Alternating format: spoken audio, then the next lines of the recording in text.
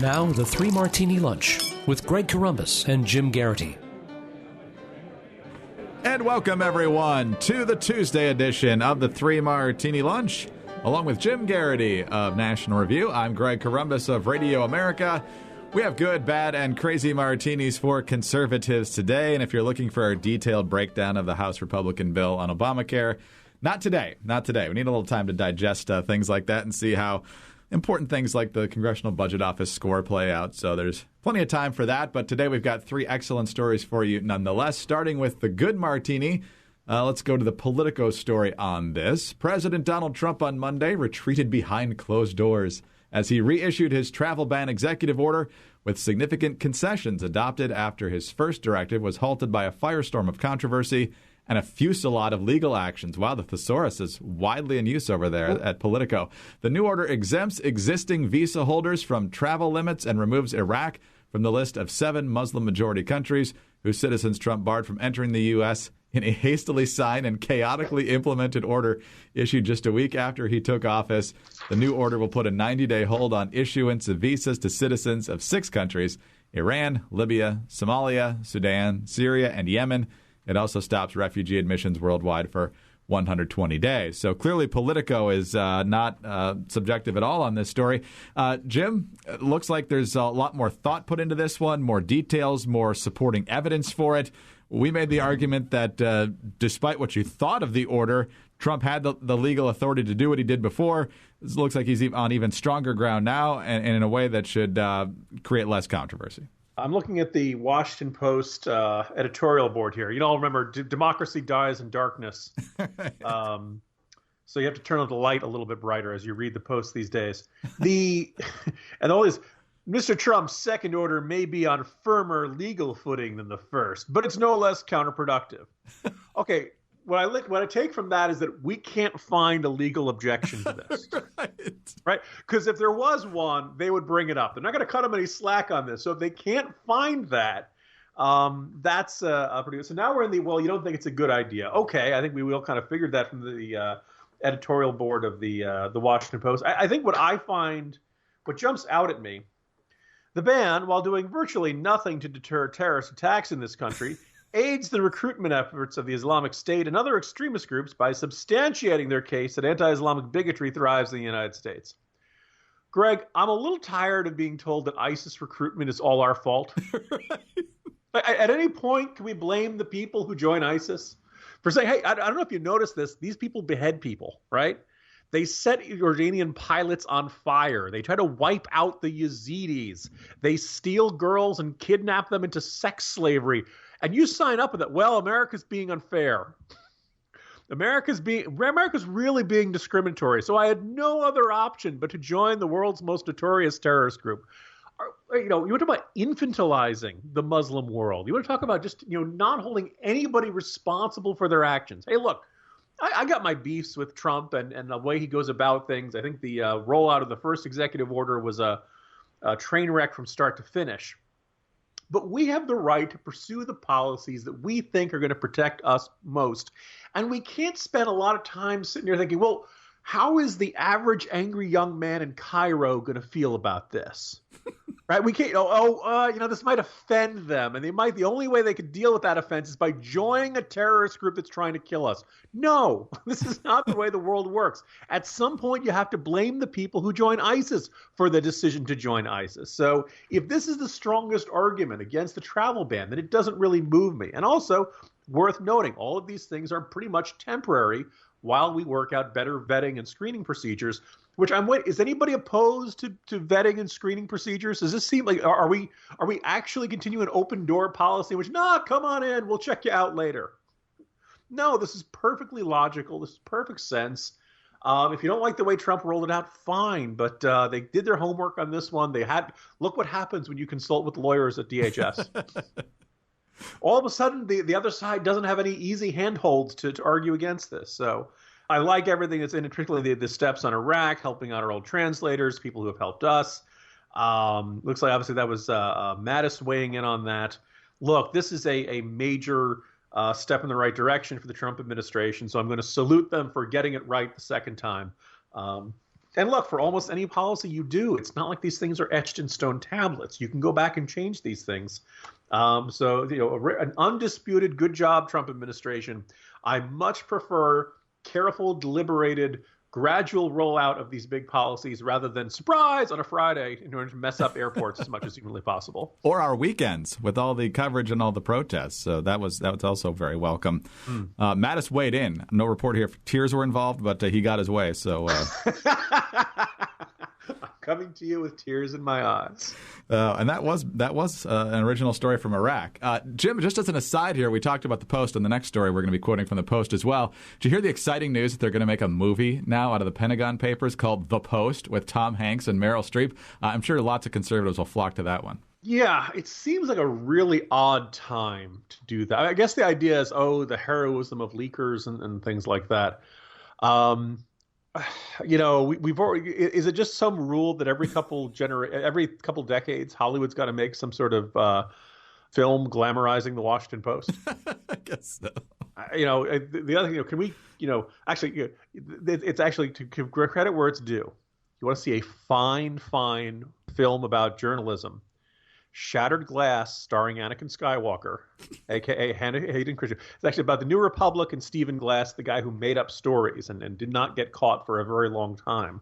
A kind of a decent depiction of what life at magazine journalism is, and probably a good cautionary tale about it. Because honestly, if you ask me, I don't know if journalism needs more stories encouraging people. If you're really heroic journalism, you go out and you try to find a scandal, Robert Redford will play you in the movie. And let's point out, it's Robert Redford at his peak, not, old crotchety Robert Redford playing Dan Rather these days.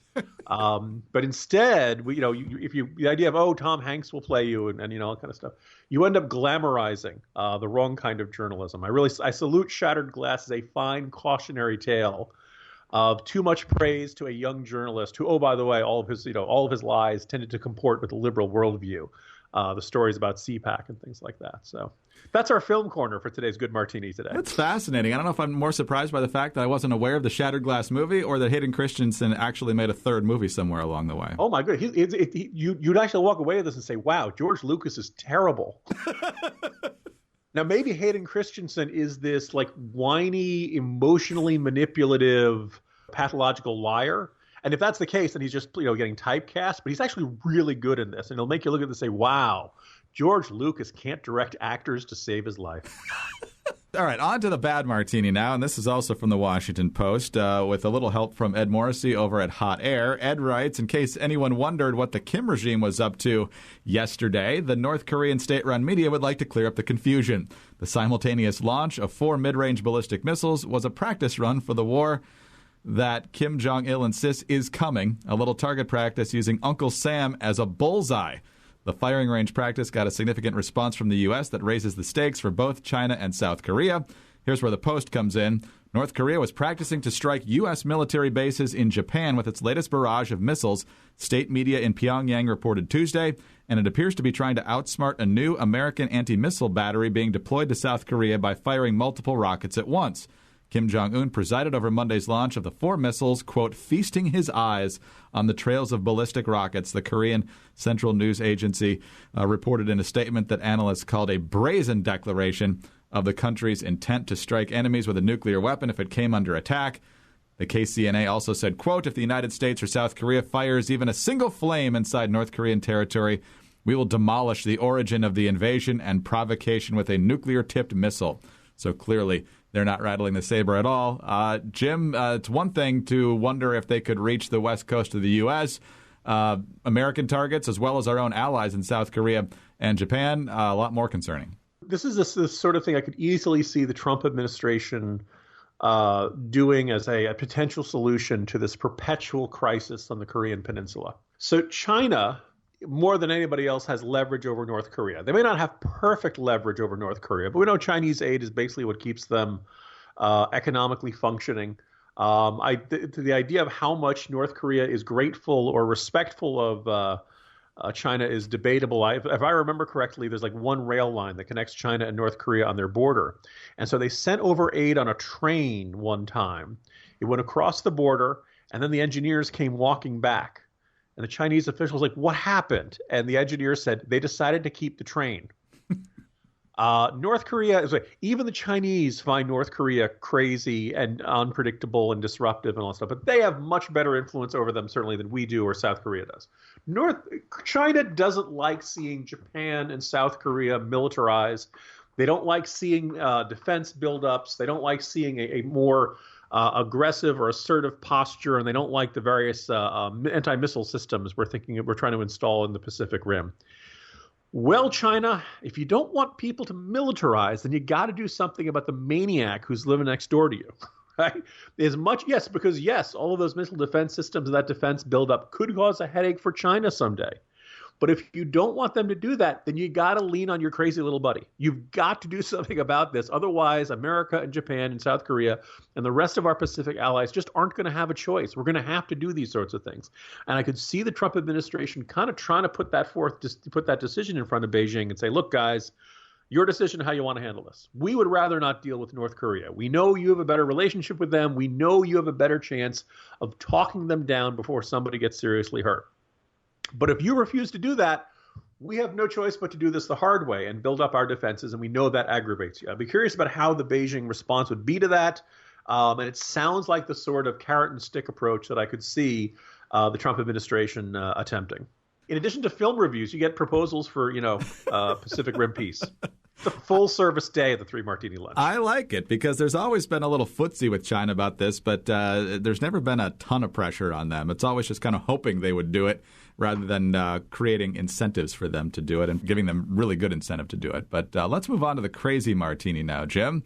I'm sure you've had this marked on your calendar for a long time. Tomorrow is a day without a woman. The big protest, not only in Washington, but I'm assuming in many other places around the country and perhaps the world. And now it has affected school children. Again, the Washington Post. They get every martini today. Northern Virginia school system is canceling classes for all students Wednesday after numerous teachers requested the day off to join a national day of protest called A Day Without a Woman, in which organizers are urging female workers to stay home. School officials in Alexandria announced Monday that about 300 staff members were seeking to take Wednesday off, too many to be able to open schools. The officials attributed the high number of requests to the demonstration, which was organized in conjunction with International Women's Day and is intended to show the importance of women in the labor force. The majority of the 300 are teachers, officials said, comprising a sizable share of the 1,400 teachers in the school workforce. The system has about 15,000 students. The Weasley statement from the Alexandria superintendent, Alvin Crawley, is, quote, "This is not a decision that was made lightly. We have been closely monitoring requests for leave on March 8th, including communicating with school leaders and our education association. The decision is based solely on our ability to provide sufficient staff to cover all our classrooms and the impact of high staff absenteeism on student safety and delivery of instruction. It is not based on a political stance or position," right, unquote. Kudos to the Post for actually deeper in the story, pointing out parents in Alexandria were left to search for childcare, and some teachers worried about how low-income families would manage. One parent is Tracy Kennedy, whose son is in the 4th grade, says she could lose nearly a full day's pay because she bills by the hour and gets no paid time off. She says she is disappointed in the school system permitting teachers to take the day off, although officials said they had little choice in the matter. Kennedy, the parent here, saying, "We have shown our teachers that they can basically rip the rug out from underneath our educational system and that it's permissible. The protesters are trying to support women," she said, "but women are the ones who are suffering." Jim, longtime listeners know that you are a resident of the Yuppie Acres neighborhood of Alexandria before moving onto finer pastures. What do you make of this? Sure. Well, first of all, what should we make of A Day Without a Woman, or as I call it, high school?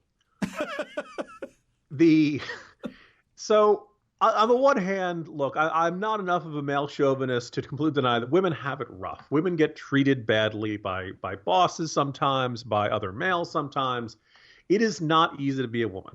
Thus, men, be nice to the women in your life. Having said that, I don't really see what everybody taking the day off is going to do to teach bad men or to teach these oppressive forces much of a lesson, because the primary effect will be how much traffic won't be that bad. All of a sudden, everyone's going to have a much easier time getting around and all that kind of stuff, which is one of the major impediments in Washington, D.C. life. Yes, I used to live in Alexandria. My older son went to a public school there. He had very fine teachers, very wonderful time. But I'm going to observe something, and this is why you listen to the Three Martini Lunch podcast, because you get a preview of articles before they appear on National Review Online, because I'm still writing them. Greg, my son went to a very fine school in our neighborhood, but Alexandria public schools aren't actually that good. There's a big variety in there. Now, because Alexandria is a very wealthy community, it's got a charming old town, and a lot of federal workers live there, and there's a lot of old money. People think Alexandria has a really good public school system. It really doesn't, at least not compared to Fairfax County, Arlington, and most of the D.C. area. Or maybe I should say, Alexandria has really good schools. It's just at the high school and arguably middle school level, they're all private schools. The Alexandria public schools have been, wide-ranging and not so good in a lot of cases for a long time. And the reason they haven't been fixed is that everybody with the money and means and who would care about it either moved out of the district or they sent their kids to private school. I went back to more than half the students in Alexandria public schools qualify for assisted lunches. People would not have expected that, I suspect. Right. And so as a result of that, you look back, school violence, the violence in Alexandria public schools higher than you would think. Test scores are pretty mediocre. They're basically about 9 to 10 points below the state average in almost every category. They got real problems. And this is not a lack of funding. They spend about $17,000 per student. Class size is pretty darn small. They average 18 students in elementary school, 20 in middle school, 22 in high school. But if there's a reason people move out of Alexandria when their kids get older, because they don't want to pay for private school and they don't want to send their kids to public school. These are big problems facing Alexandria public schools. These are concrete problems. These are problems that have existed for a really long time. And these are problems that are really the job of these teachers and school staff and administrative staff. This is their job to fix. The sexism of the Trump administration, right? This sexism in society is not really your job to fix. And this is a very vague, amorphous concept to deal with, right? What is it going to take to fix this? Look, Trump tweeting, he's going to say obnoxious things. He's going to say terrible things. There's really not that much you can do about that, Alexandria teachers. But you know what you can do? You can educate the kids right there in front of you. You already have a really important responsibility. And I'd really prefer if you'd stop, if you wouldn't take time off of that responsibility that you're being paid for to deal with this esoteric, generic, culture-wide issue of sexism. So, and the fact that the first thing, who are you really sticking it to by taking this day off? Well, as you pointed out in the introduction there, Greg, parents in Alexandria. Hey, do you know how much of the vote that Hillary Clinton got in Alexandria last year, Greg? Pretty high. 76%. Boy, you really showed those Trump supporters, huh? You really hit those guys. So it seems enormously counterproductive symbolism dealing with an amorphous problem instead of dealing with the very real problems right there in front of them in their workplaces every single weekday. The only way this can become completely justified in my mind, Greg, yes, is if it snows tomorrow. Because there's nothing, this is, finally the other kind of snowflakes are figuring out how to shut down Alexandria public schools. Very, very good. Very good. I love the line here. This is going back to the parent. She said she is disappointed in the school system permitting teachers to take the day off, although officials said they had little choice in the matter. Jim, I'm not in management, but I'm pretty sure you have to put in for leave. There's one of two answers you can give. And once a number of people say they want off that day and you've approved it, everybody else gets a no. That's the option that you had. I'm going to go out on a crazy limb and assume there's some sort of teachers union contract that forbids that. But yes, that would actually absolutely make sense. And the other thing is, by the way, I'm going to do something very uncharacteristic here. I'm even going to, qualitatively defend the Day Without a Woman protest. Right there on their webpage, it says not everybody's going to be able to take the day off, so wear red. If every teacher decided to wear red to honor this day, would any of us be objecting? No, it's your right. Go right ahead. You wear red. You go right ahead and you do that. Send that signal. If you want to talk to students about it, go right ahead. You can do that. But in the end, I'm going to do something else even more uncharacteristic, Greg. I'm going to quote Bill Belichick. Do your job. right? That's what you're there for, right? This is supposedly your passion. I don't want to hear ever again from any Alexandria public school teacher how it's all about the kids and they put the kids' interest first. No. When you're taking a day off to prove a political point, you're all about your interests, not the kids' interests. And I think, that when next time it comes time to contract time, I'd like to see the Alexandria City Council keep this in mind. And when you do these things that alienate parents, school and teachers and administrative staff, there are consequences down the road. Maybe you guys need to do a little more foresight, particularly since you're the ones who are supposed to be setting an example for our children. Jim, there's no way to improve upon that other to say you had too much inflection in your voice when you quoted Belichick. Do your job. Yeah. We're on to Cincinnati. On that note, we'll reconvene tomorrow. See you, Jim. See you tomorrow, Greg. Jim Geraghty of National Review. I'm Greg Corombos of Radio America. Thanks for being with us today, and be sure to tune in again on Wednesday for the next 3 Martini Lunch.